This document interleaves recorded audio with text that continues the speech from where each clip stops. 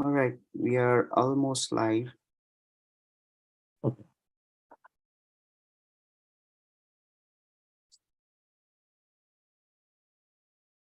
Jai Bhim, everybody. Good morning All to right, all. I think, yeah, Siddharth, we are all set. We can start. Okay, cool. Jai Bhim, everybody. Um, Today we are here to assemble on our ALS talk from the group Boston Study Group. Boston Study Group Ambedkar Lecture Series. Boston Study Group is a non-profit registered with the IRS under 501c3 and an Ambedkarite organization in the New England, USA area, dedicated to working towards a just and equitable society. We organize study groups, we organize monthly meetings, lecture series, which you are part of today, and other social activities in and around Boston and New England area to create educational and organizing infrastructure to carry forward our mission. Our membership is composed of individuals, families, students, scholars, academics, and workers who share our vision of equality and upliftment of people. We are particularly interested in creating support structures and working with students from historically marginalized backgrounds. We are inspired by those who work for human welfare, from Buddha and Sant Ravidas to Savitri Mai and Jyotiba Phule to Periyar and Dr. Ambedkar. This is this is going to be a very interesting session. So I ask you guys to please be very attentive during this session. You might learn new things, and I personally can say that. We also have the Awaken PSU digital magazine. The Awaken is a Boston Study Group's digital magazine that provides a platform for all Ambedkarites in the diaspora to share their stories, thoughts, views, and talents to enhance the Ambedkarite movement. The intent is to publish the magazine twice a year in spring and in the fall. So we are looking forward to literally contributions of your future issues from Ambedkarite across the globe, including your young Ambedkarites. Please also visit our website www.bostonstudygroup.org to view the latest issues of the magazine. We are also accepting our new entries, so please feel free to send us any articles, any sketches, any like maybe a short essay. We are ready to accept it, and it's still open. So for today's speaker, we have Sonja Thomas. Sonja Thomas, we welcome to our BSG group for today's ALS session. Sonja Thomas is an associate professor of women's gender and sexuality studies at Colby College. Her research examines the intersection of caste, race, gender, class, and religion in post-colonial India and the South Asian diaspora. She is the author of Privileged Minorities, Syrian Christianity, Gender, and Minority Rights in Post-Colonial India. She is currently writing a book on missionary priests from India, many of the dominant castes serving in rural Montana and North Dakota, entitled Indians and Cowboys, Caste, Race, and Indian Missionary Priests in Rural America. Sonja has worked with faculty administration and students to make a caste category at Colby College, and that is a big effort right now. We have been seeing this all around, hearing all about it, right? How America is adapting to caste as their protected category. And recently, we have heard the very big news about Harvard University accepting caste as a protected category. We are looking forward to many such initiatives in this. Uh, for now, for today's talk, I would hand it over to Sonja, and please help us understand the other side of how Americans, which are not South Asian people, can understand caste like better in a better way, or what's initiative that you are taking, and how in today's talk we're going to learn all of this. Thank you so much. Sonja, the floor is all yours now. Thank you so much for having me. It's an honor to be here today with you all and to speak to you about our process that we did at Colby College and what's happening right now with caste as a protected category in the United States. So I'm going to share my screen.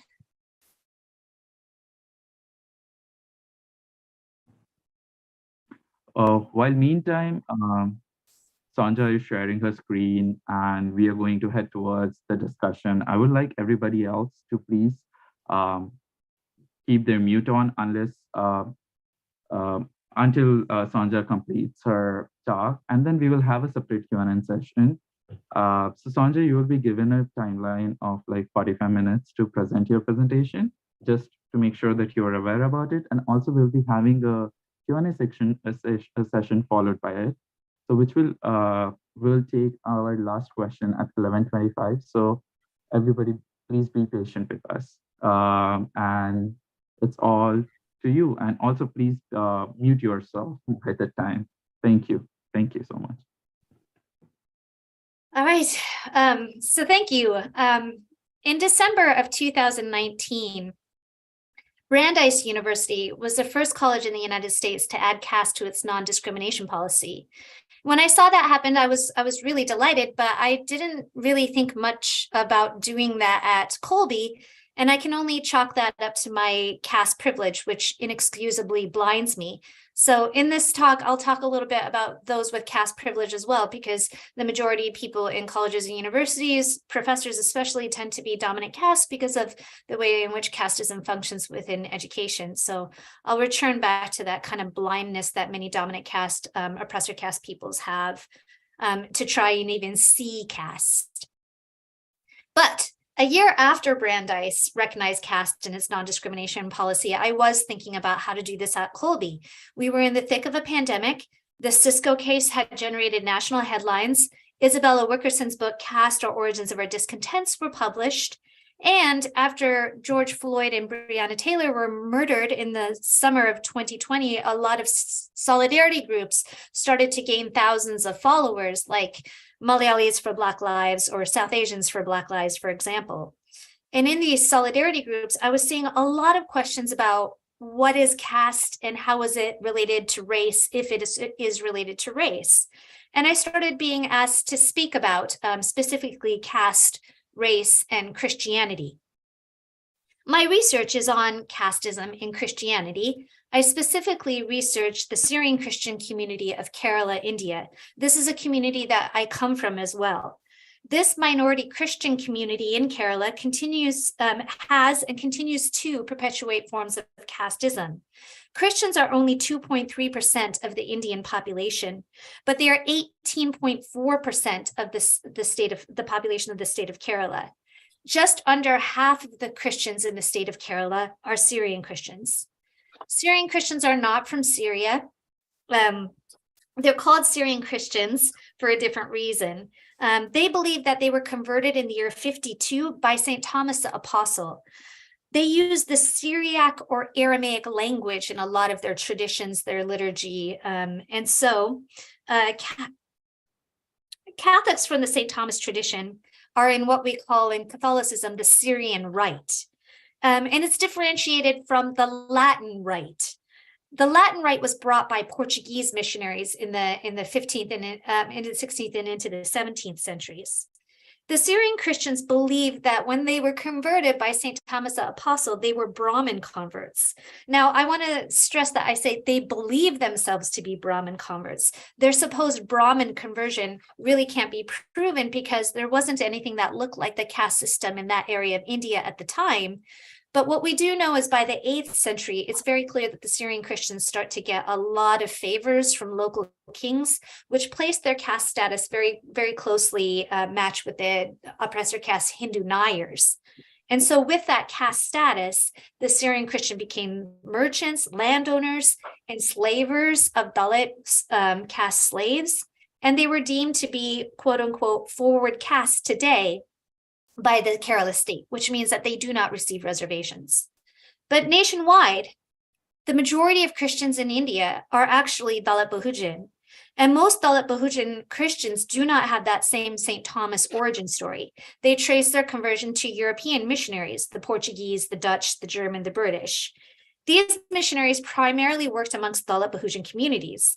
And although the Syrian Christian clergy and hierarchy will argue that the difference between the Syrian Christians and the Latin Christians or other Protestant Christians is a difference in conversion or a difference between East and West, we cannot let that blind us to the fact that that difference at its base is also a difference of caste.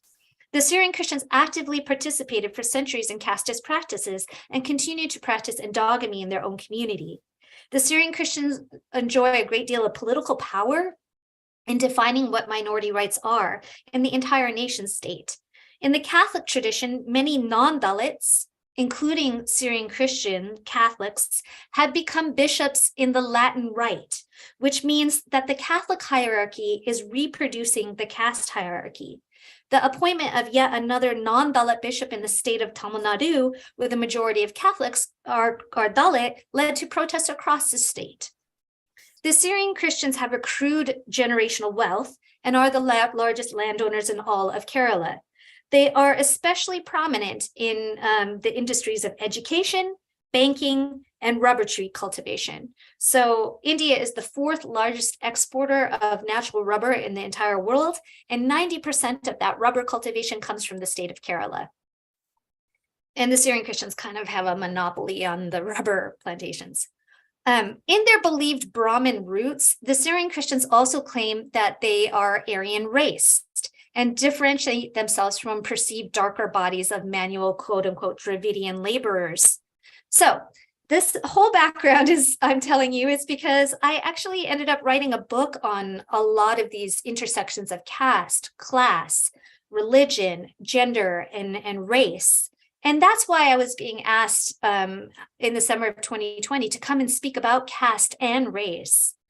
So I'm going to move a little bit now and talk about what's happening in the United States with caste. In the US, we have a skewed migration pattern, which has favored the oppressor caste peoples. This skewed migration pattern was aided by racist immigration laws. For decades in the 20th century, the US settler state had many laws prohibiting the migration of peoples from Asian countries, including India, such as the Chinese Exclusion Act and the Immigration Act of 1924, which created particular quotas, and there was less quotas asked for from Asia. But these racist immigration policies changed in 1965 with the Immigration Act. The Immigration Act only allowed, though, for skilled professionals, quote unquote, skilled professionals, doctors and engineers, to migrate to the United States. Something that favored people like my family. My father was a doctor and my mother was a nurse. The 1965 Immigration Act had a profound effect. The Indian American population grew from about 200,000 in 1980 to 2.7 million in 2021. But this was also aided by something, migration is also added by something called the 1990 Immigration Act, which we have another Immigration Act, which created a new category. Some of us are familiar with this category, the H-1B visa, but it also created the R1, which is a religious worker visa. I'm currently examining how Indian Catholic priests have moved to the United States post-1990 on the R1. Many from Kerala's dominant caste Syrian Christian community, and how they're working as missionaries in the United States. But this R1 category is also the category that the Baptist Temple stone workers, many of them Dalit, were working, came over and were working at Robbinsville, New Jersey, the temple that was just raided by the FBI last year.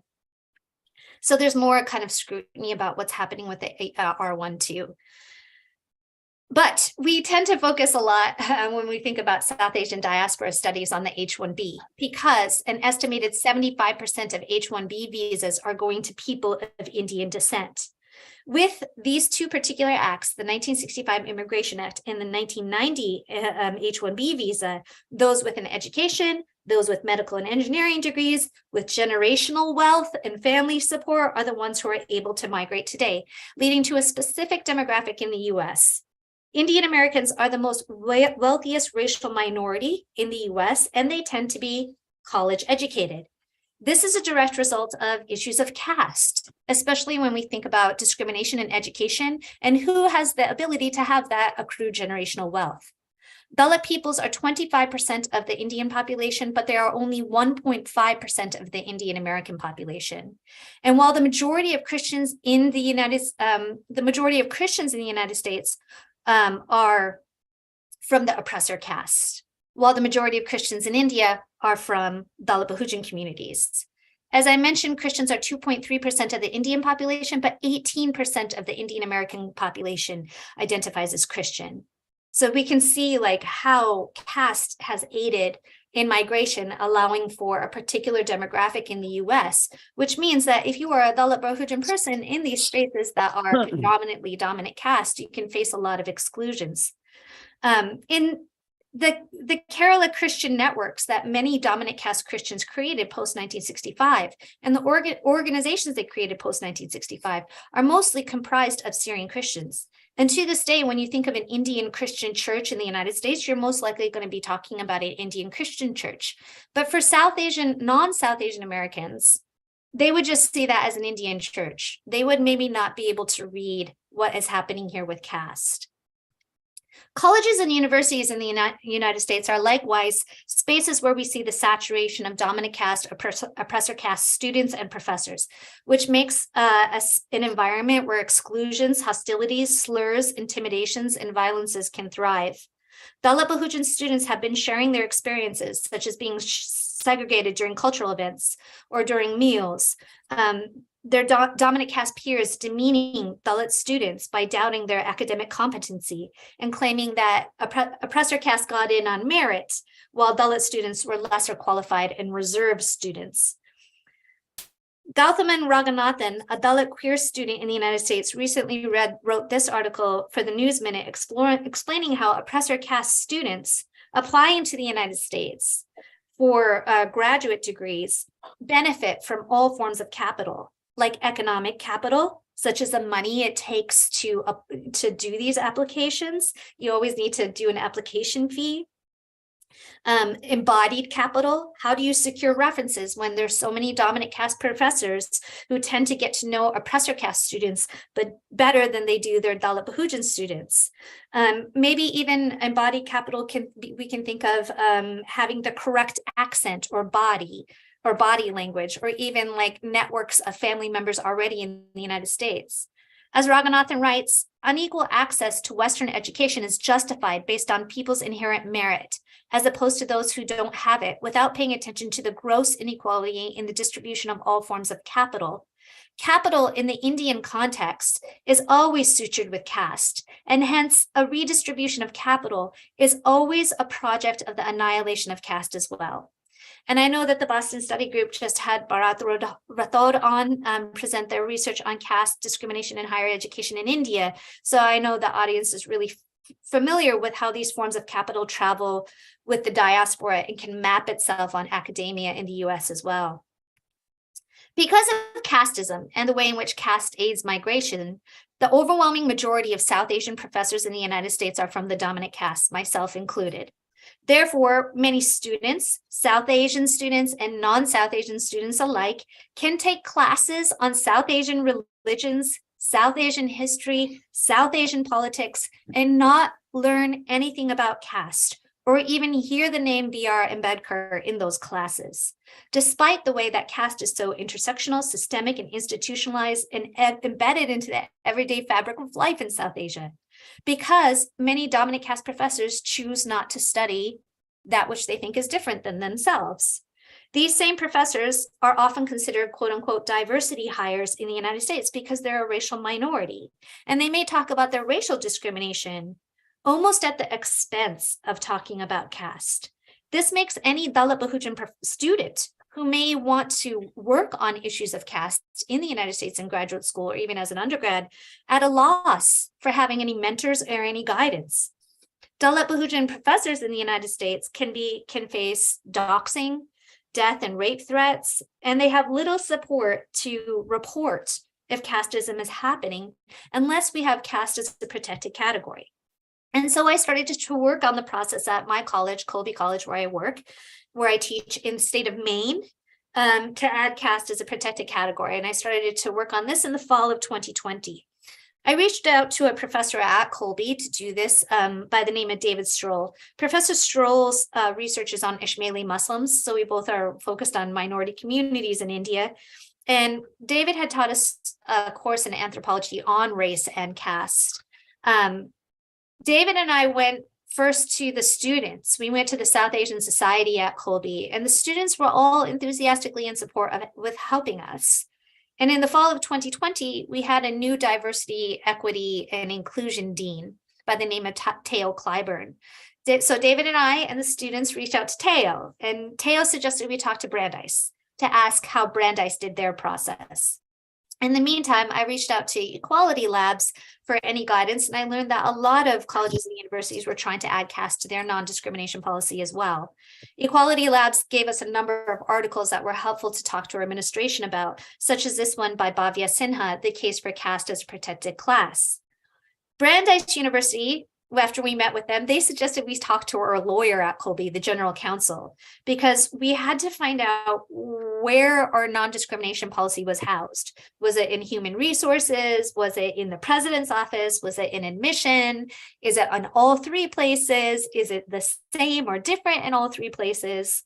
So David, the South Asia Society students, Teo, and I wrote to our provost, Margaret McFadden, and our general counsel, Richard Uchida, with everything that we had found out and a number of different articles and resources, and saying, like, we'd like to meet with y'all and talk about caste as a protected category. And in that meeting, it took no convincing, because everyone was on board. I really feel like, because they were educated about it, they took the time to read through what we were giving them and what we were saying.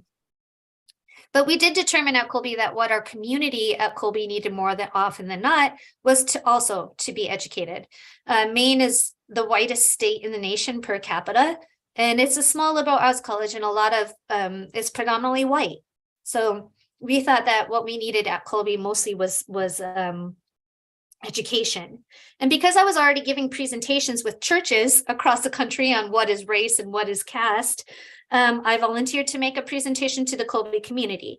It's about 40 minutes long. It's specifically geared to a non-South Asian audience.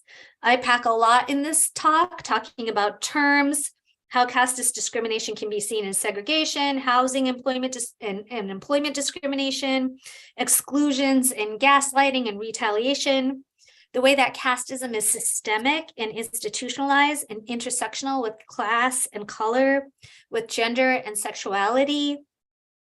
And I discussed commonly held myths about caste, like, casteism is only in one religion. Well, no, like, let's look at caste, how caste works in multiple religions, and how casteism can be found in other nation states outside of India and outside of South Asia.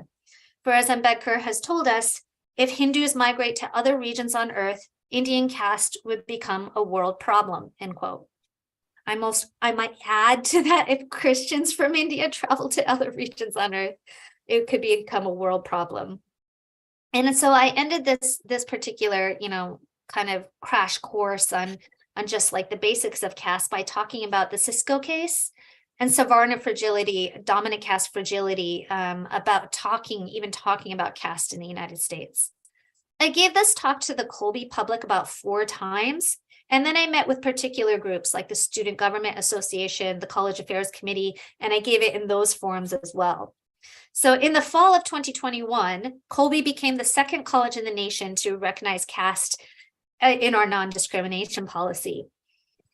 So the whole process from when we started to when we finished took about a year. And of course, this is ongoing, as I just was previously discussing before the meeting began today. We need to also just continue to train people to be caste competent at Colby, to recognize it and to be able to provide redress for anybody who would experience this form of discrimination if it happens. As you probably know, other colleges and universities across the nation are also adding caste to their non-discrimination policy, including the Cal State system, the Harvard Grad Student Association, but I know just this past week, Harvard itself recognized caste as a protected category. I didn't have time to update my slide. And Brown University. So many different like public colleges, private colleges, Ivy League colleges, many different institutions are recognizing caste, as are cities like Seattle.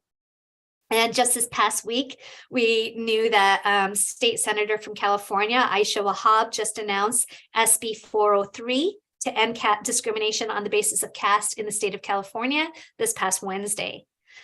While at Colby, this is very important to say, while at Colby, this process was started by David Stroll and I, so an oppressor caste person, and David Stroll is a white man.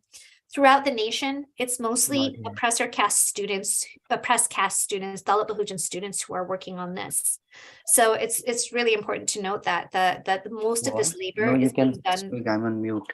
Oh, not unmute. Sorry. Sorry. Yeah, so most of the people who are doing this work, the brunt of the labor is being done by Dalit Bahujan faculty and students. Since Colby added caste, I've started talking to a lot of administrators, students, and professors in many different types of colleges. And I've given this crash course, this kind of like just kind of 40-minute basic, definitely for people who are non-South Asians at other institutions. Just a couple of weeks ago, I gave this talk at Lafayette. So I've also given this talk at my alma mater, University of Minnesota, go Gophers, whose faculty senate overwhelmingly supported a resolution to add caste. Entities within the University of Minnesota, including the Hubert H. Humphrey School of Public Affairs and the Feminist Studies Department, explicitly put caste in their non-discrimination policy.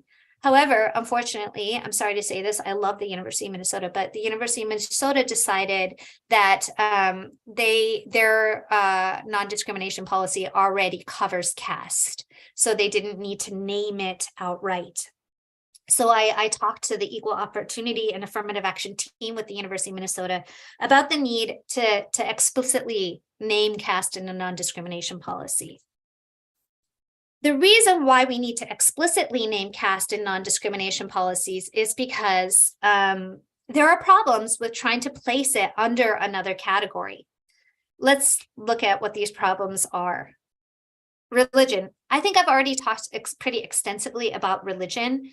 Casteism functions in many different religions. So if you're just like placing it under religion, it might make sense if caste is only in one religion, but it's not. So then you can't really discuss how it's functioning in other religions. Religion, therefore, isn't. So religions with sacred texts that don't explicitly name caste, like Christianity, still has casteism, right? So religion isn't that all-encompassing category to talk about caste. The other one that comes up a lot is race. Like, can't we just put it under race? Race is, like caste, a form of descent-based discrimination. So the effects of racism can be very similar to the effects of casteism. But as I mentioned on my research about Aryan and Dravidian racialized identities, racialized discrimination and colorism often informs casteist discrimination and vice versa. Plus, Dalit Bahujan students in the United States can face either race discrimination or caste discrimination, or they can face both forms of discrimination. So how would an existing policy address that? Another category that people often talk about is ancestry as a potential category that caste can fit under. But ancestry actually has been a category that we've used to talk about in the United States historically, like talk about native identities. And this has to do with blood quantum, because nativeness is determined by blood quantum. As an almost symptom of the US settler state being a settler colonial state, federal law doesn't even talk about ancestry explicitly. It recognizes ancestry under a descriptor of national origin, which is another category that comes up that maybe we could just fit it under national origin. Fitting caste under national origin assumes that particular nation states do caste, South Asian nation states in particular, and even more particularly India. This fails to understand how caste and caste discrimination can function in multiple nation states, like Sri Lanka, other than India. This is a book about caste discrimination in Sri Lanka, or Pakistan. This article by Shaista Patel tells us about like issues of caste in Pakistan and the Pakistani diaspora. But there are other countries that have forms of casteism as well, like Nigeria or Japan. So if you put caste under one national origin category, how are we to deal with the fact that there's multiple nation states that have different formations of caste, and people from those diaspora communities can also experience caste discrimination in the US? It also fails to understand diasporic South Asian Americans as Americans. But here's the thing. Debating whether or not caste fits into race, ancestry, or national origin are missing the point. When we try and think of whether or not an existing category can protect a caste oppressed person, what we're basically saying is, yes, I see this discrimination. I know it exists in the United States. Can we fit it under something else? When actually a better way to address it is to say, yes, I see this discrimination exists. Let's name it. Let's get people trained in how to competently recognize caste discrimination when it happens, and get and help caste oppressed peoples, Dalit Bahujan peoples who might experience casteism, any kind of forms of redress. That's a better way to approach it. As Bhavya Sinha explains in the article I mentioned before, Caste as a Protected Class, the larger problem remains. Victims of caste discrimination should not have to wait for each jurisdiction and court to recognize their largely underrepresented and unknown plight through the lens of existing unrelated frames. I mean, I just keep on trying to tell non-South Asian DIE people, can you imagine another form of discrimination? Like, let's take homophobia, and we say, well, we don't really want to add sexuality to our non-discrimination, but we know that homophobia exists. Can we put it under sex? Because sex is kind of related. I think we do this with issues of caste, quite frankly, because of anti-Asian sentiments, where this form of discrimination is seen to not be American. It's seen to be quote unquote foreign, that we Americans can't be bothered to know about. As Kevin Brown and other authors have written in this article, does the United States federal employment law now cover caste discrimination based on untouchability? The US courts rarely have addressed the issue of whether anti-discrimination employment measures encompass caste. In the court case Mazumdar versus University of Michigan in 2005, caste discrimination was brought up. But as the authors explain, the court expressed an unfamiliarity with the concept through their use of quotation marks around the term. Well, I'm an educator, so that to me just says like we're uneducated about issues of caste. So the solution then is to just be educated. If non-South Asian Americans and also dominant caste South Asian Americans are unfamiliar, familiarize yourself.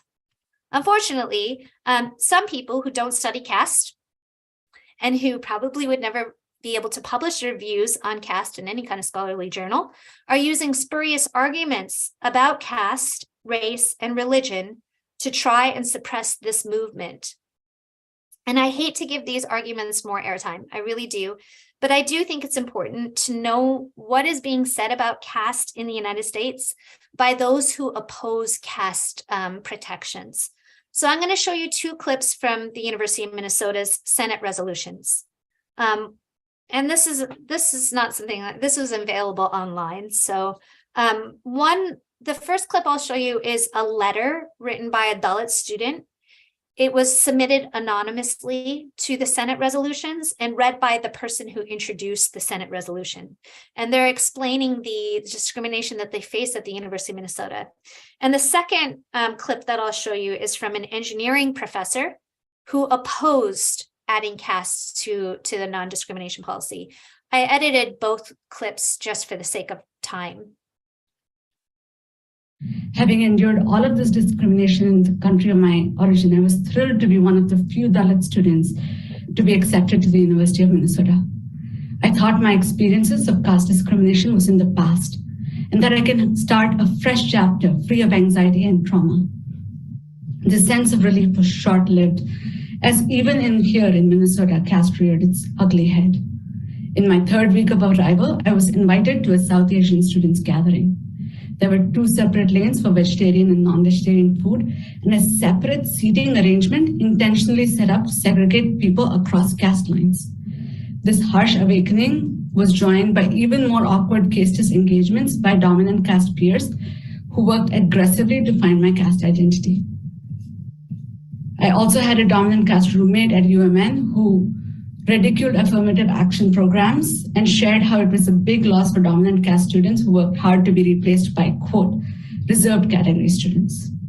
Despite continual microaggressions and exclusions, I continued to share the story of our humiliation and suffering. While many listened with empathy, all acknowledged that they did not know how to address this problem. I had no place to turn to for support to address my casteist interactions.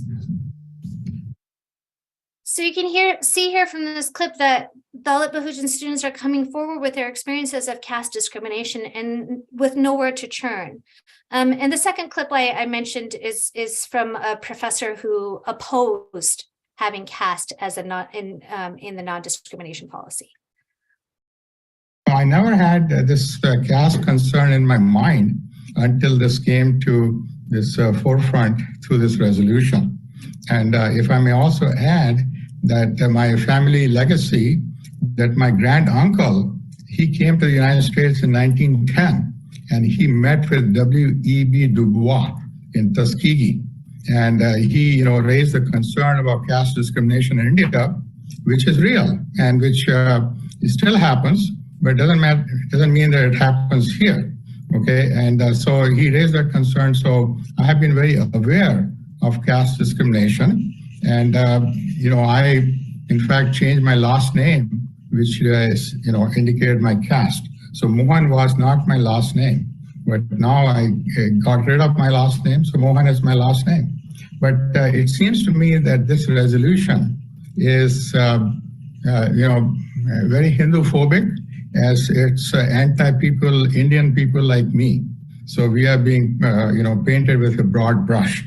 And this anonymous letter that our friend here read, I'm not sure how much credence to give to that letter. But okay, so 3 things I want to pick up here about what's being said with people who might oppose having caste as a protected category. 1, how race is discussed. 2, the charge that to mention caste in a non-discrimination policy is Hindu-phobic. And 3, the claim that caste happens in India, but it doesn't happen here. So first, let's talk about the language of anti-racism. Because diversity, equity, and inclusion people at colleges and universities are starting to hear more and talk more about issues of anti-racism, we see brown people, racial minorities, saying, caste doesn't exist here. We see a brown person and we think that they have expertise on caste because they're from India, so we stop and try and listen to what they have to say. But notice in the clip that we just heard, the professor discusses Tuskegee Institute and W.E.B. Du Bois. So instead of talking about caste discrimination, we're talking about racial discrimination, and specifically anti-Blackness. In the article, Neoliberalizing Racial Justice, Caste, Race, and Diaspora Hindutva Democrats, an anonymous author, Shambuka, discusses South Asian Americans today and issues of race. For decades, Indian Americans have considered themselves to be model minorities with aspirations to whiteness. And those aspirations to whiteness were often placed over other minority groups, from Bhagat Singh Thind, who in 1923, after being stripped of US citizenship, claimed in a court that Indian Americans were scientifically white because they were Caucasian and Aryan raced, and thus deserving of citizenship over East Asian Americans, to Bobby Jindal, who literally erases his brownness. We see South Asian Americans historically understanding themselves as white. But now, as the author mentions in this article, we see South Asians doing something different, performing solidarity with Black Lives Matter, and then supporting Hindu right in India. As the author writes, the rise of white supremacist attacks on visible minorities and the growth of anti-immigrant sentiments has clearly shown the limits of the Hindu diaspora's aspirations to whiteness in the United States, and has led to a notable shift. Earlier discourses of caste and associated frames of race among the upper caste Hindu diaspora to fit into the white American order have given way to contemporary discourses of solidarity with Black Lives Matter and a call for racial justice for people of color, while maintaining support for discriminatory and often violent Hindu nationalist politics in India. I would add to this analysis that we see this in caste protections as well. We see calls for racial justice by many in the South Asian American community, invoking W.E.B. Du Bois, for example, while some minority racial groups are silent or in vocal support for a discriminatory caste system.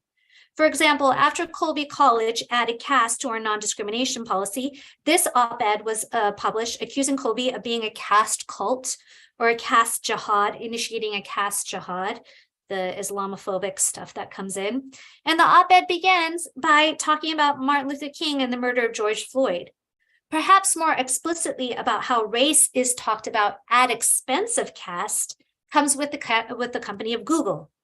In the wake of Black Lives Matter protests in the summer of 2020, Sundar Pichai, Google's CEO, wrote a memo to the entire company about systemic racism in the company and the need to address it, and the commitment to anti-racist programming at Google. But when Equality Labs director and Dalit feminist Thenmozhi Sundararajan was asked to speak at Google during Dalit History Month, dominant caste employees worked and successfully worked to deplatform her. And the CEO did and said nothing. Many were quick to point out this discrepancy. South Asian Americans' willingness to talk about racism in the workplace, but reticent about talking about casteism in the workplace. So number two thing, that's about caste and race and how many people who oppose caste protections will talk about race, but not talk about caste. A second thing brought up in caste protections by those who want to continue the system is the charge of Hinduphobia. As the clip we just watched, the professor claims that he's going to be the discriminated against at the University of Minnesota because he is a Hindu. Opponents to adding caste to non-discrimination policies are calling the mere mention of caste in a non-discrimination policy to be Hinduphobic. When the Cal State system recognized caste as a protected category, 2 Hindu professors, an engineering professor and an accounting professor, filed a lawsuit arguing that naming caste is going to target Hindus.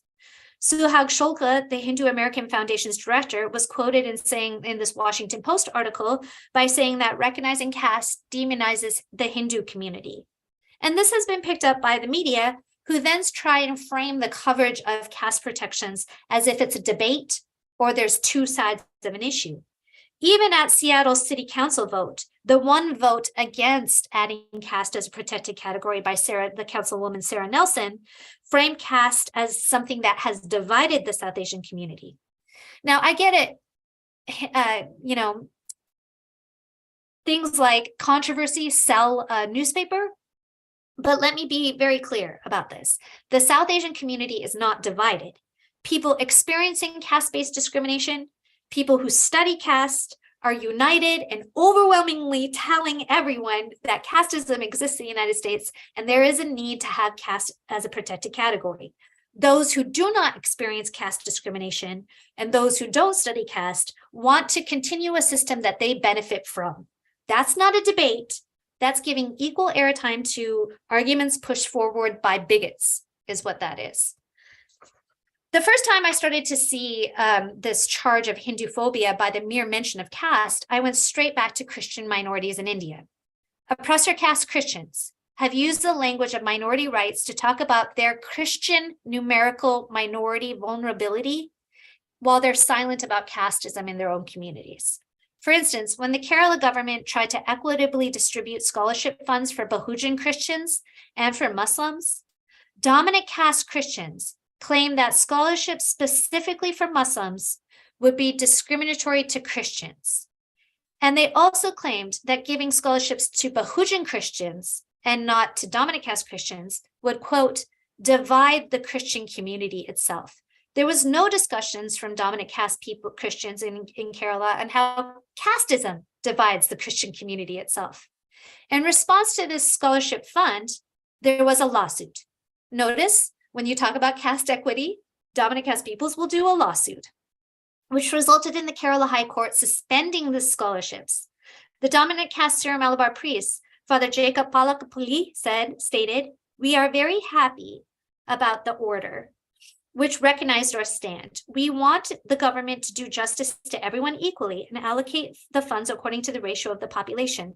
The government order was totally discriminatory and it deprived many deserving Christians from the benefits of the scholarship scheme. Again, deserving, and when we think of merit involved in that as well, the idea, quote unquote, idea of merit. In other words, any policy aimed at caste equity in education was supposedly be an attack on all Christian minorities, including dominant caste Christian minorities, who I guess are the deserving ones here. This is just one of many examples where we see caste privileged religious minorities in India homogenizing Christians and then failing to discuss casteism with their own community. Thus, it's easy for me to see the very similarities here where we have a religious minority community in the United States claiming that the mere mention of caste is Hindu-phobic, and then homogenizing all Hindus. Sonja, Yes? I'm so sorry to interrupt you. The session is going really, really great, and I'm definitely hinged on to the screen. But I think according to our time schedule and everything, we agreed to get on with the 45 minutes, but I would appreciate if we can get to the conclusion and the closing remarks so that Sure. we can start with the Q&A session. So I think like there will be questions coming in, so we need to address them as well. So Very, very short. Yeah, Siddhant, it's okay. Sonja, you can continue. Continue. Okay, thank you. Yeah. It's later continue. It's very informative. Okay. Yeah, Very please, interesting. please continue. Close. I can jump to the end. I'll just say. No, that's okay. If the committee is, it's going very good. So committee is agreed. So please go ahead with it. Should I keep going? Okay, if you Please need me to keep going, stop, I please. can jump to the end. So then I'll keep going. And then Please if I go. need, Yeah, Please keep going. Please keep Okay. going. Yeah. All right. So I'll say also with Hinduphobia, religion is already a protected category. Caste is not in the United States. The third thing I wanted to pick up on the clip that I showed is the idea that caste does not happen in the United States, that it somehow magically disappears. Oftentimes when people use this to talk about caste protections and say it doesn't happen here, they're using a survey, this one, by the Carnegie Mellon survey on Indian Americans. In this survey, it was discussed that 53% of Hindu Americans reported that they do not identify with caste. And then a jump is made that since they're not identifying with caste, that there's no casteism. First of all, with this survey, the survey takers decided to only ask Hindu Americans if they identify with a caste. Why did they do that? I don't know, especially seeing as how that skewed migration pattern that I talked about before about dominant caste migration to the United States is even more pronounced amongst Christians. But other religions were somehow excluded from this question. Of the Hindu Americans that answered this question, 53% say that they didn't identify with their caste. But that needs to be contextualized within the research on caste. It is a privilege for people to say, I don't see caste, I've never seen it, I don't experience it. We call this castelessness. This cartoon has one person saying, why do you guys see caste and everything? Look at us, we never discuss caste. And the other person says, of course you don't discuss caste, you practice it. When you don't experience casteism, you believe that when people do talk about caste, that you can't see it because you've never seen it in your own life. And dominant caste worldviews are assumed to be everybody's worldview. Thus, they blanket their own experience, dominant caste experiences, as being everybody's experiences. And in the United States, what we see is a large number of dominant caste peoples, many of them skilled professionals with class privilege, having the luxury to not identify with their caste, and then homogenizing that experience and saying that that's everyone's experience. Also, we know that when you out somebody's caste in schools, it can lead to increased harassments, microaggressions, and doxing, and even violence. We know that discrimination works to make sure that Dalit Bahujan peoples hide their caste in the United States. As Yashika Dutt writes in her memoir, Coming Out as Dalit, we avoid talking about caste, hoping to somehow find a place in the world of upper casteness that had been forbidden to us. We create upper caste identities, stolen badges that help us gain entry into spaces that will reject us the moment when it finds out who we really are. We nervously flash these IDs anytime we're grilled about our origins. Those who fail to exhibit satisfactory signs of upper casteness and those who refuse to are punished for trespassing, for being where they don't belong. Discrimination, humiliation, oppression are all penalties for not being upper caste or simply for being Dalit. This is one of the reasons in the clip that we just watched, why that letter was read by another individual and the Dalit student chose to remain anonymous. The letter writer tells us that oppressor caste students aggressively tried to find out their caste and out them. So let's go back to this survey really quickly again. While there is a focus on the 53% of Hindu Americans who didn't identify with their caste, there is a very large minority, 47%, who did identify with their caste. And of that 47% of people, a whopping 83% were from the oppressor caste, and only 1% were from Dalit. Again, this points to skewed migration patterns. Now, this data of the 87% of the oppressor caste and 1% was not included in the survey results. It was included only in the appendix. But it also means that when you're gathering data, you really need to then make sure that this big data, we call it, is then buttressed by qualitative data. So experiences that Dalit peoples are experiencing in the United States, which is why so many Dalit Bahujan peoples have bravely come forward with story after story about their experiences, such as the letter writer at the University of Minnesota Faculty Senate hearings. But for dominant caste peoples, and for non-South Asian peoples unfamiliar with caste, what we're doing is we are asking Dalit Bahujan peoples for more evidence. We're laying the burden of proof on Dalit Bahujan students, faculty, and staff to prove to people who don't experience this discrimination that it's happening. And one thing I've been telling colleges and administrations across the United States is that we must center Dalit Bahujan voices. For instance, why did I, a dominant caste, tenured academic, get to talk to the University of Minnesota's Equal Opportunity and Affirmative Action staff by myself and give a presentation on caste when Dalit students who were making this a reality at the University of Minnesota did not? So I brought that to the EOA staff, but that's a huge problem here. I'll end now, but I wanted to just, I know that my audience here is not all dominant caste peoples, but I am talking about caste discrimination in colleges and universities, which are, you know, especially dominant caste, oppressor caste professors saturate the academy.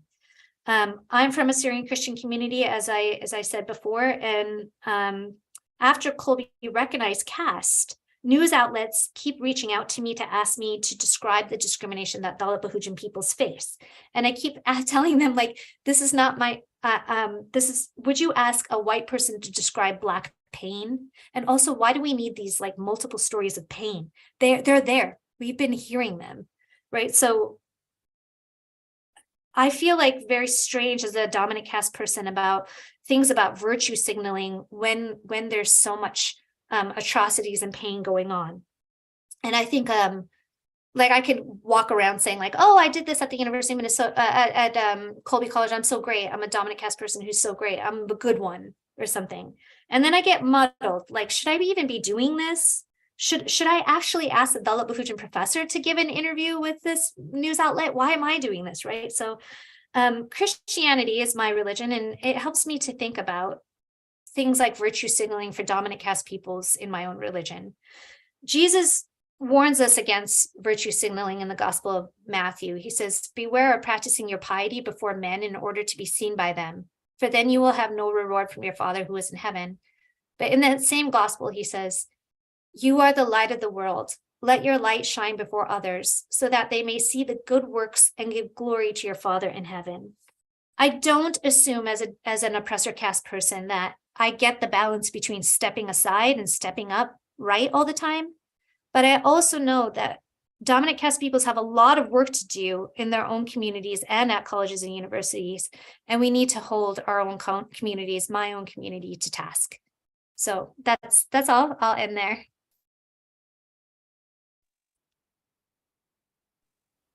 Wow, like that was amazing. And I am extremely sorry to interrupt you between I was just trying to find the protocol. I'm so sorry. But like it was as a like definitely I was like hints to the screen and I was just learning. I would say my learning phase just popped in with curiosities and like just hear back from all the situations right now that's going on currently, not with just As a person who just came down from India, who has seen all of this stuff, discrimination in a way, not that I personally experienced, but my grandfathers, my grandmothers, which are like immediate people, I would say, not like great. Like I would definitely have a new perspective on seeing the same thing here, like to understand how people are addressing this here in the United States right now.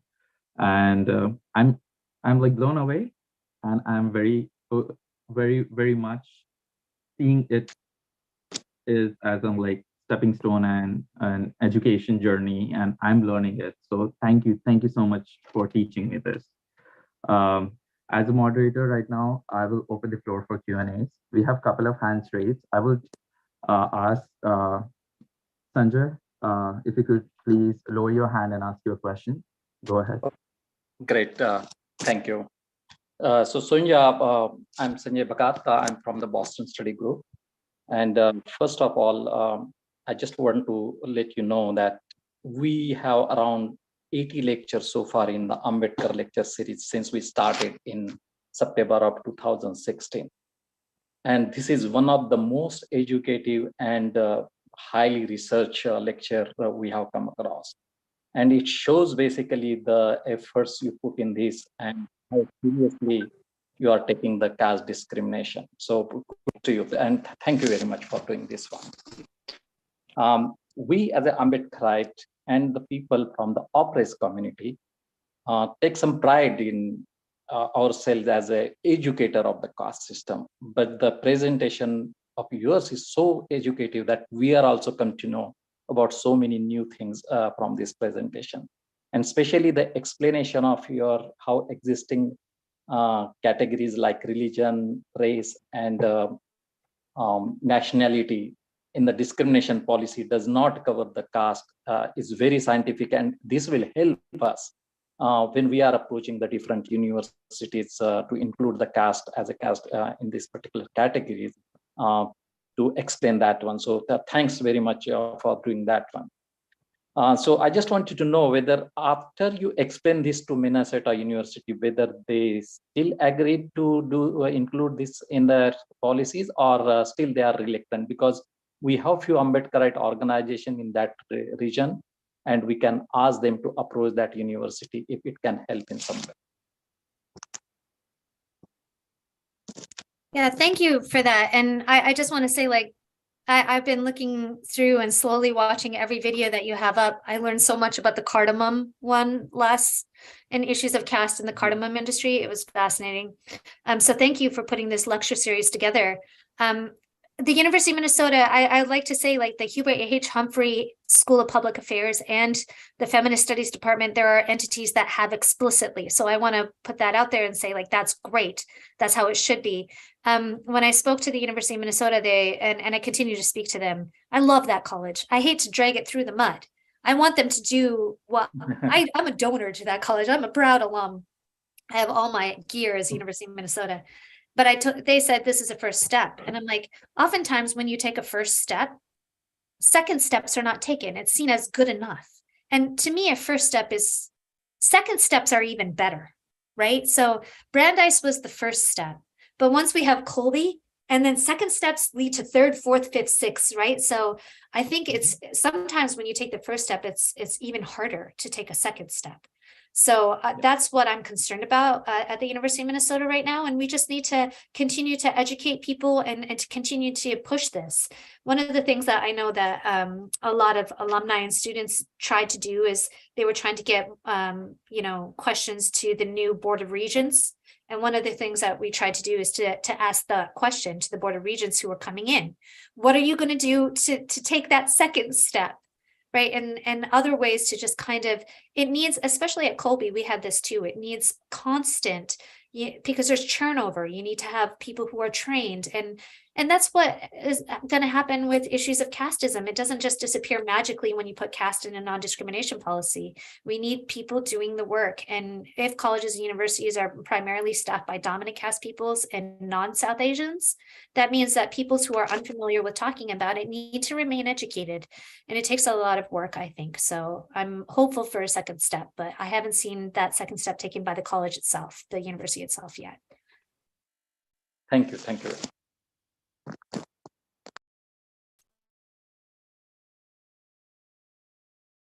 Purvesh, yeah, go ahead with your question. Jai Bhim, everyone. Can you all hear me? Yes, you're audible. Yeah. So, thank you, Sonja, for the presentation. It was very informative. My name is Purvesh, and I'm a PhD student at Virginia Tech.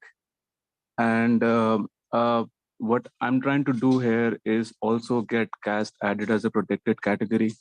So, my question is, if you could walk through the process of getting caste added as a protected category at Minnesota, because I think Virginia Tech is also a land granted public university like Minnesota.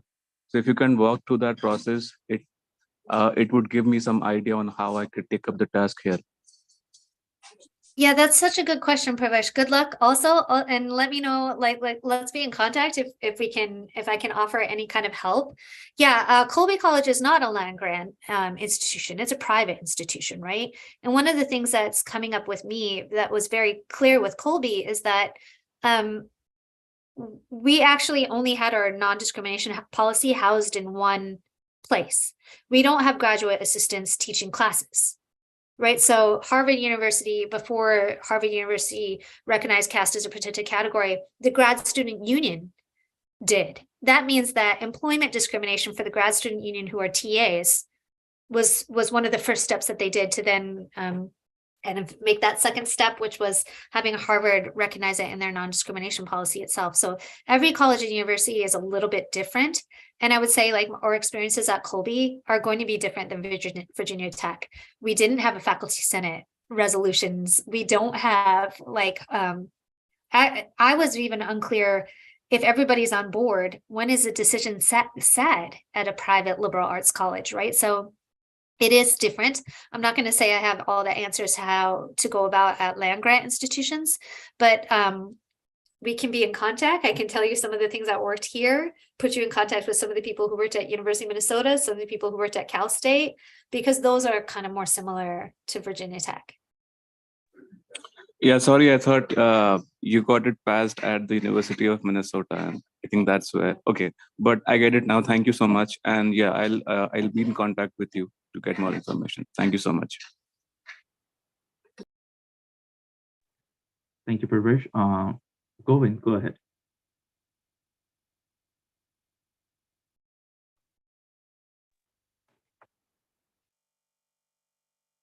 Govind, you raised your hands.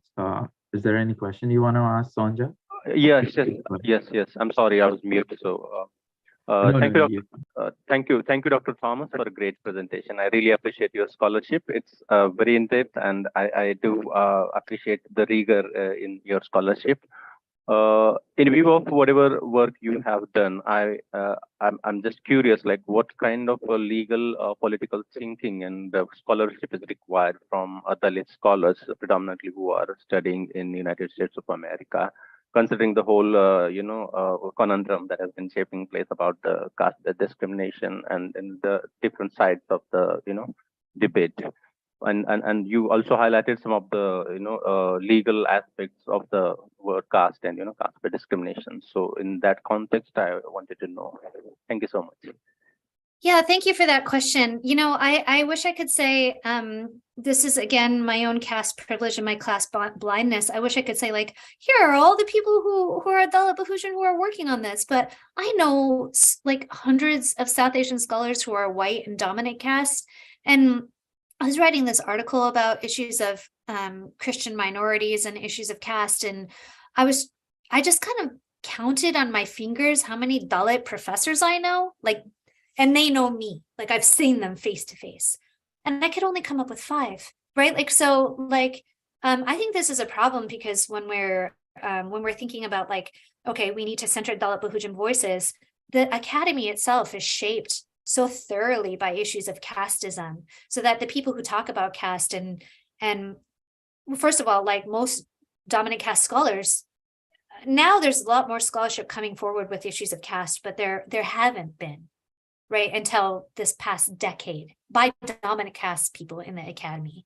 So I'm not very aware about a lot of people writing on the legal issues. Kevin Brown, who's a Black professor from, I think, Indiana Bloomington, he has been writing about it, and I saw him give a few presentations on it. So I direct you to Kevin Brown's work.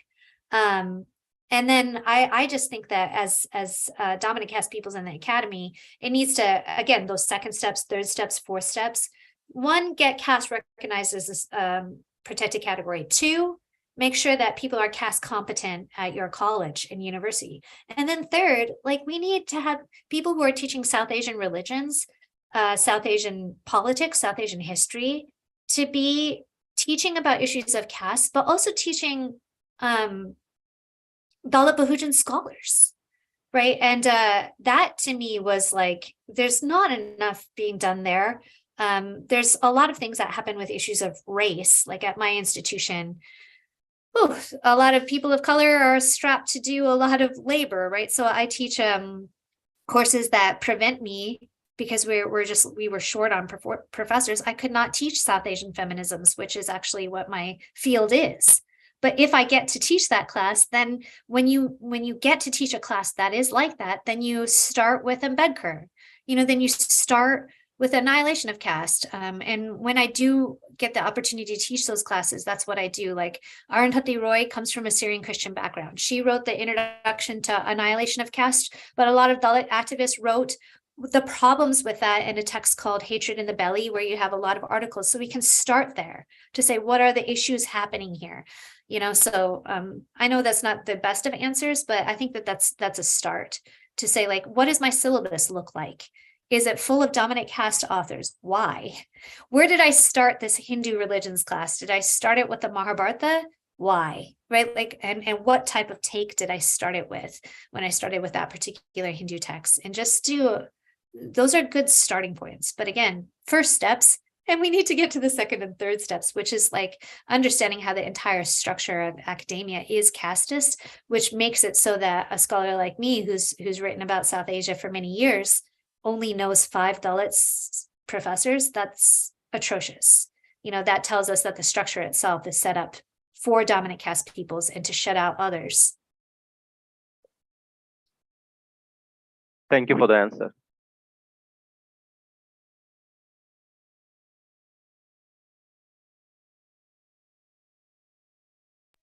Manish, do you want to go ahead and ask your question? Yeah, thank you, Sonja, for the great presentation. My question to you is this: as you said that most of the people in the US are from upper caste and privileged background, and they are here for at least 2 or 3 generations, and many of them might not even know what caste is, and they just reject that. They don't face it or they acknowledge it. So what steps we should take to educate targeting these oppressor caste people, telling them that caste is a real issue and it's a serious issue, and hopefully it might lead the transformation in them, not just personal but spiritual too. So like, what can we do to make these people aware of this serious issue and how to transform them? I think people from the oppressor communities who are anti-caste, they can do this job better than the people who are already oppressed, because they have wider reach in their own community. So what's your take on this? Thank you. Thank you for that question, Manish. Like, I agree. That's why I keep on trying to say to dominant caste audiences, like anybody who's dominant caste, like, we have a lot of work to do in our own communities.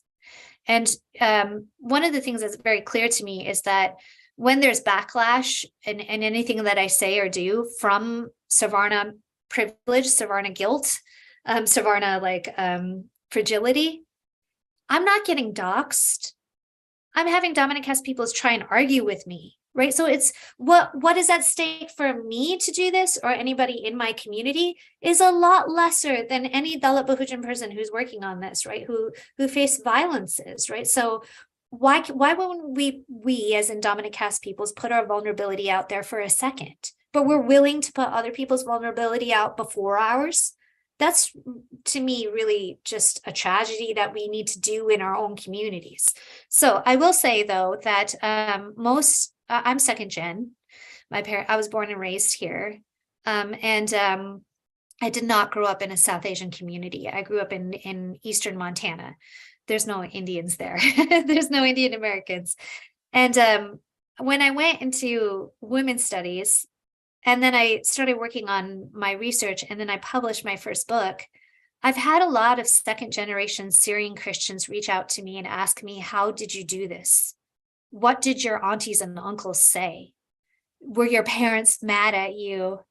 I did have very supportive parents, and parents who really made me think about issues of oppression and what we can do as Christians. What is our role towards our fellow brethren as Christians? Like, I grew up in an environment like that. So maybe that made it easier for me, but I also think that maybe it was easier for me because I didn't grow up in a South Asian community. Because what these second generation coming to me with those stories tells me is that there's a lot of fragility in their own communities, that if you even read this or even talk about it, there's going to be pushback from your own community to even learn about it. But also, that said, I've had so many South Asian Americans reach out to me, private emails, family WhatsApp groups, who started reading my book and have more questions. Churches, Syrian Christian churches, reach out to me to say, can you come here and talk? That also tells me that there's a group of South Asian Americans who are learning about it for the first time. And those could be really halting learning, and also maybe not get it right on the first time and make mistakes. I want to say, like, we should hold people accountable. We should hold oppressor caste peoples who continue to be casteless and turn a blind eye from caste oppression. We should hold them accountable. But as an oppressor caste person myself from this community, I feel like our job, dominant caste academics, we can have a little patience with our own communities who are starting to have these conversations for the first time, and they might not get it right or wrong, as much as we also hold them accountable and hold ourselves accountable. Those things can happen at the same time, and I think that that's what needs to be done. I'd like to hope that dominant caste peoples are doing this more, but often when we think about oppression, we think about how oppression is happening to somebody else. And we tend not to think about our own community. And we tend not to what we call study up, which is like look at power and privilege, because it's harder to do. It's harder to gain access. Your community might be mad at you and see you as a traitor. And so you might be, as a dominant caste person, much more willing to talk about and do research about the experiences of Dalit Bahujan people and not talk about how your community is perpetuating it. That's, I think, a harder task to do. And that's what my research does.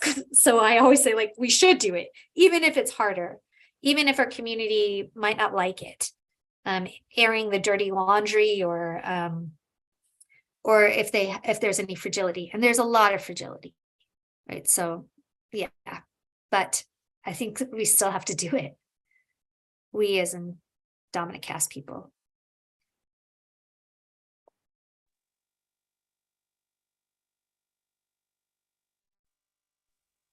Like, very well put together, I would say, Sonja. Like, it was very well put together.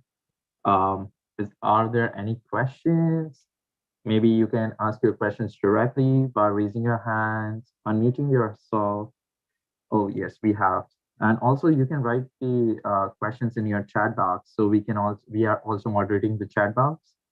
So please feel free to add your questions if you're unable to speak right in front of like audience or something. We really appreciate any form of questions coming in. So we have Dr. Jayashree Kamble with us.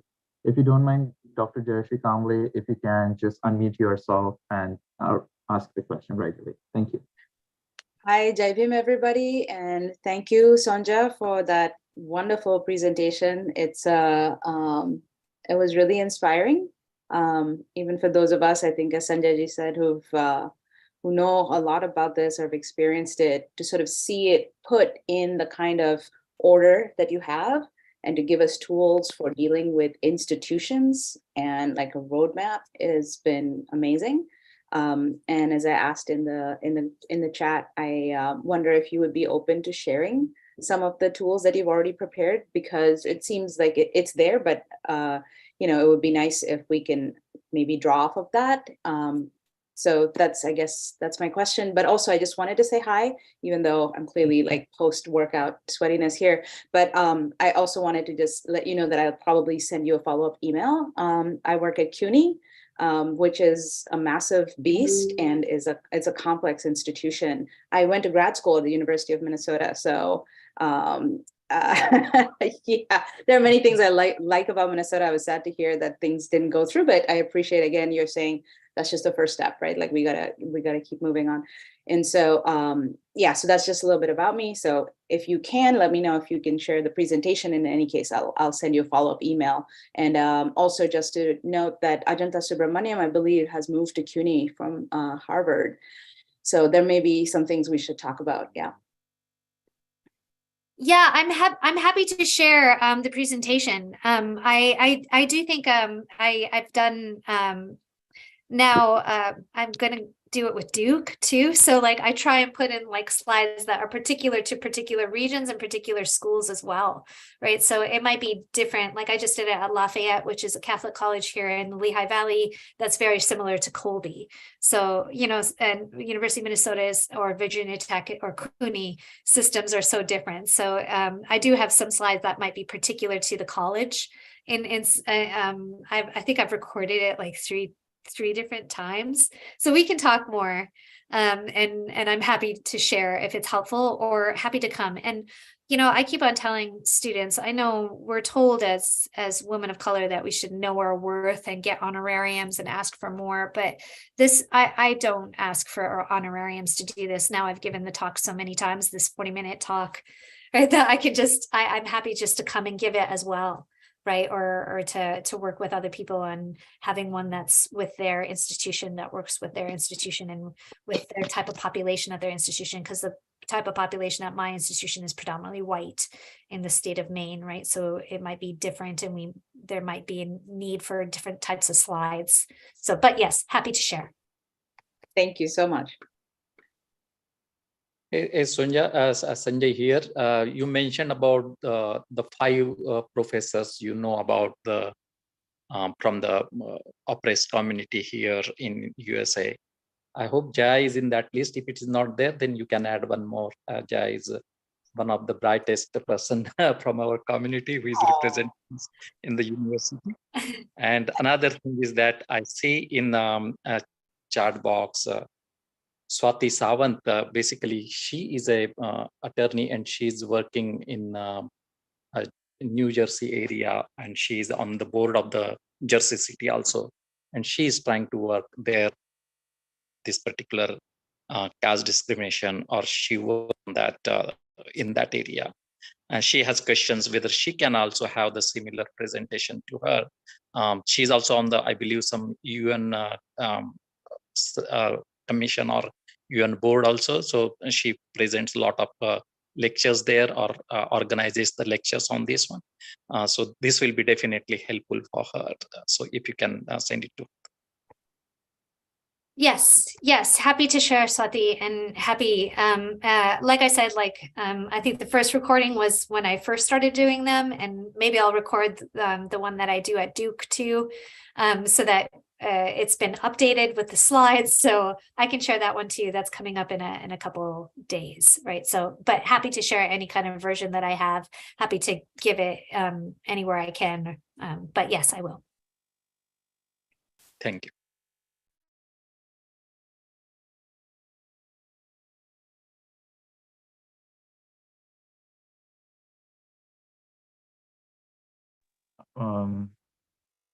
Are there any more questions coming up? Let's see.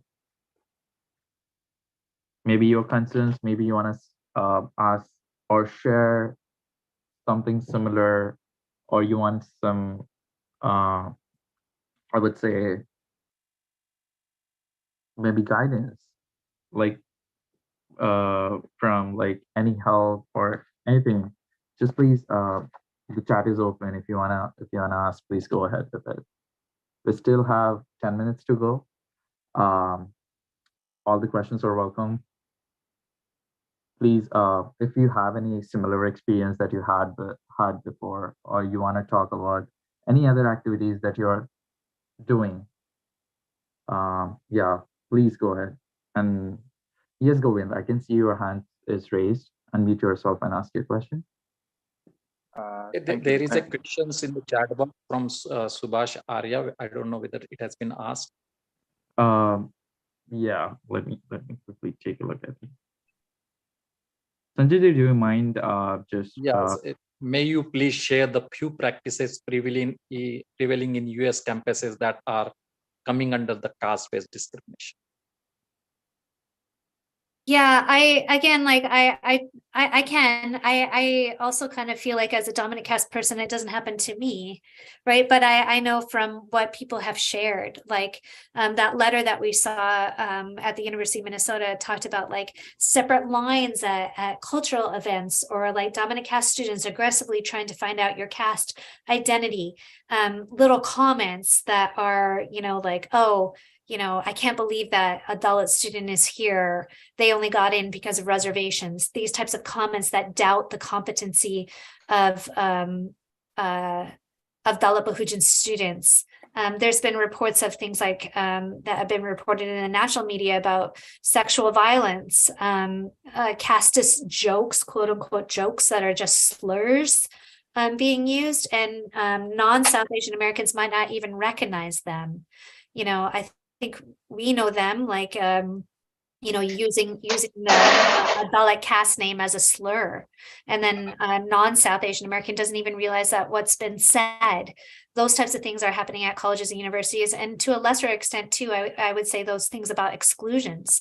When you go to a South Asian class, and there's not one person on the syllabus that comes from your background, and we're talking about issues of like racial discrimination against South Asian Americans, but we're not talking about caste discrimination, right? So you continually don't see your own experiences as a Dalit Bahujan student being reflected in the things that you're learning, that this is what South Asian culture is. Those types of things are like microaggressions, add up to a number of exclusions. Within dominant caste circles, we know this to be, for non-South Asian Americans, I usually give like kind of analogies to help DIE people understand this. And I'm like, imagine you're at a college or university and there's only 2 or 3 women at this college or university, and they keep coming forward and saying like, I'm experiencing sexual violence, I'm experiencing unequal pay, I'm experiencing sexist harassment. And then you have a bunch of people who study issues of sexism saying like, this exists, we should add sex discrimination to our non-discrimination policy. And then you have a man who studies engineering who says, I don't see it. I don't think so. We know that when you're one of the only people in a room, I my whole life I've lived in predominantly white areas, from Montana to now Maine. I know what it feels like to be one of the only people of color in a room, and some things are happening or being said about race, and there's nobody to support you, right? So for non-South Asian Americans, I think we can understand quite clearly that feeling of being the othered person in a room, and that those can lead to a whole host of exclusions in colleges and universities for Dalit Bahujan peoples. It's just a matter of making sure that DIE people in colleges and universities can understand that this is a form of discrimination that we have to name explicitly.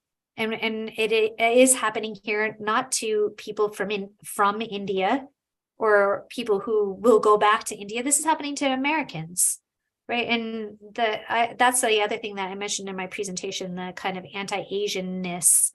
When Colby recognized caste as a protected category, the first kind of questions from reporters who were mostly white and non-South Asian were saying like, but there's no South Asian students there, so it doesn't matter. And I almost feel like saying like, would we say that about any other form of discrimination? That would we say, well, there's not that many women there, so sexism doesn't matter? if one person is being harmed, it should make us stop. And Colby has always said from the very beginning that at our institution that why wait and see if discrimination happens? If we know this discrimination happens in the United States, name it now. So they're really putting themselves out at the forefront, which I totally appreciate about my own institution.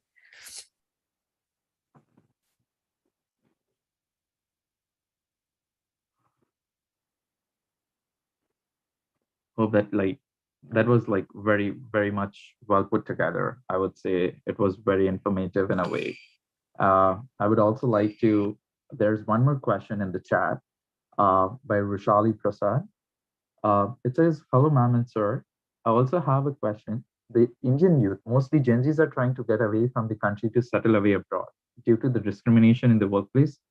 What is your take on that? And she would like to know about it. Thank you.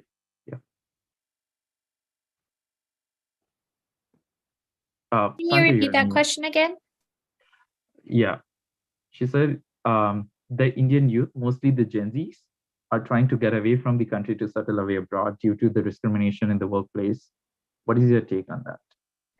Yeah, I mean, so there's a twofold thing with when we think of castelessness, right? Like when we think of dominant caste peoples who don't have to see caste because they don't experience it themselves, but then peoples who might not want to out themselves because they might have experienced it coming from India or any other South Asian country or another country that has caste. And why do you need to experience that in the US? And then again, with that castelessness with the second or third generation, then Moji Sundararajan has talked about this a lot in her own experiences that I was just listening to a podcast on Brown history that she was giving where she was talking about like parents even hiding it from their children. Why speak about it here if it's not affecting us? And then of course it's coming up, right? Like, and then you have to have that conversation with children. I think that it's, and this goes back to like another question too, like should we mark caste on something for reservations, because then shouldn't we be beyond it? But then we're not beyond it though, right? If it's happening, we need to name it in a particular way. We need to see it, because another thing that might happen if we don't is that dominant caste peoples who often have a large voice with class privilege relatively and with the numbers, those are an overwhelming voice. It seems very loud to say, see, it doesn't happen. I never heard anybody that says it happened to them. So then when somebody comes forward and says it is happening to me, how do we process that? We just see it, that's an aberration, and throw that experience out. Knowing what we know about that skewed 87% versus the 1% that is Dalit in the United States, right? Like that doesn't seem to be right either. I will say with the second generation and the Gen Z generation now, when I talk to dominant caste Gen Zers and dominant caste millennials, maybe, if they didn't know about it, there is this like stopping and questioning. And I see that a lot, maybe because I'm in spaces where people have asked me to come and talk. I'm not sure if it's like a different type of demographic that I'm seeing. Maybe there's a demographic of Gen Zers and millennials out there that are caste fragile too. But I see a lot of people who haven't heard about this before stop and say, like, I think I should know about this more. That's what I'm seeing, and that's what I'm getting from a lot of people who have been contacting me, which makes me very hopeful. Well, there's a hope there then. Perfect. Thank you so much, Sonja. I would say this was our last question for today's talk. I know there will be a lot more coming your way because it was such a good presentation. And then the whole BSG team all together want to thank you for taking all your valuable time. I know you will be busy with all the upcoming events and all the upcoming journeys that definitely many universities are coming around, educating them and helping them understand this I would say very crucial topic, which everybody should be aware about. But you educating them, like hats off to you. Like Thank you so much for representing all of us together, I would say. Like it just pumps me up. Thank you so much. Thank you so much from all the BSG team. Thank you so much from all the attendees that come together. There are so many thank you notes in the chat. I wish I could have gone through each one of them, and every single person I think today is appreciating all the efforts that you're taking right from the scratch. I don't know from how long you've been working towards it, from the day when you start thinking about this in your mind, like just, okay, let me do this, let me do that. Okay. So for all those moments, I would say thank you. And please, I think we have connected PSG with Sonja today. And we got educated in a lot more.